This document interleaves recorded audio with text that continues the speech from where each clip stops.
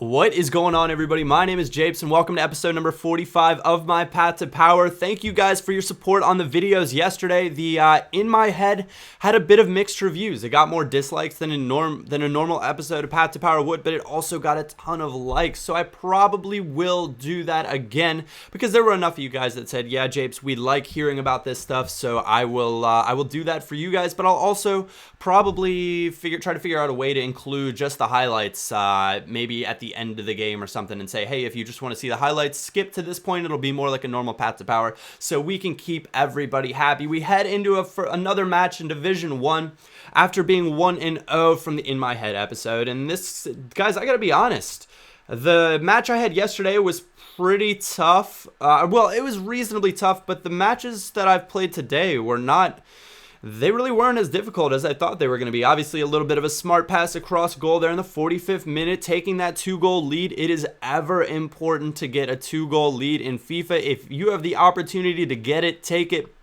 It is going to completely change your opponent's mindset. It's going to allow you to do skills. It's going to allow you to counter, as he is going to have to throw men forward, and he's not going to just have to throw, one guy forward, or you're going to have to, work with dealing with one attack.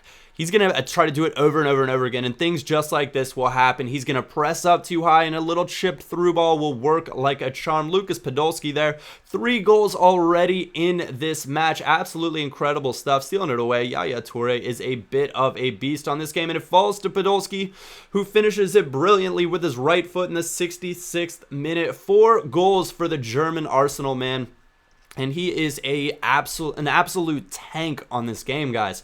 I cannot stress that enough. He is probably one of my favorite 3 maybe Premier League strikers that I've used so far. Obviously on my main account I use Mario Balotelli and Sergio Aguero. But as far as anybody else goes, Podolski's got to be right up there. He's absolutely amazing. And on top of other...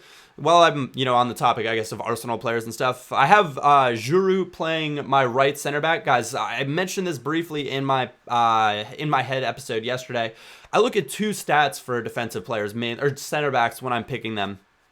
Obviously the heading and defending is important, but the way I play, I don't even really notice the difference between somebody that's going to have 72 defending and somebody that's going to have 84 defending for whatever reason. I think it mainly has to do with the way I tackle, and that's with left trigger versus using the actual tackle button.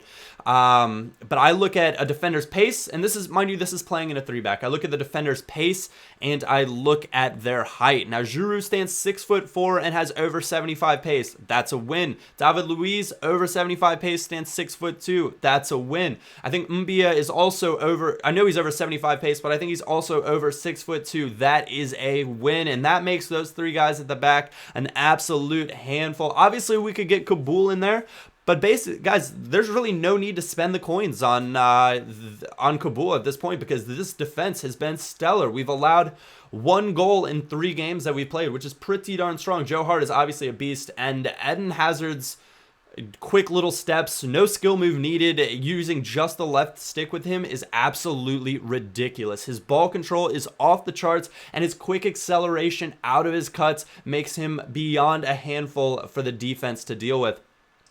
Now, obviously, we got up on this game, and this guy's team in the beginning was not very strong. You could see that, and so there was only one thing to do, and that was to head forward with David Luiz and get onto a skill run.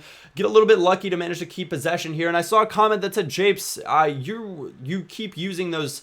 And I'm not going to use the word because, frankly, it'd be a word that Max would use. You use those blank step overs, and it's kind of newbie, and you always seem to retain possession, and that's just so lucky. It never happens for me. But I gotta say, guys, is it luck if it happens over and over and over again? I have essentially a technique that I use when I lose the ball whilst I'm dribbling.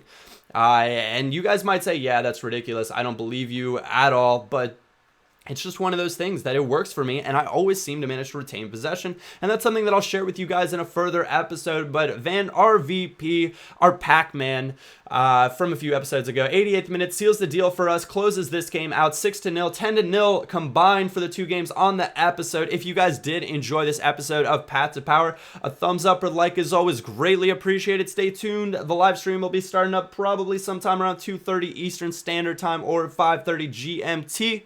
Thank you guys for all of your support. other than that, my name is Japes, and I will catch you all next time.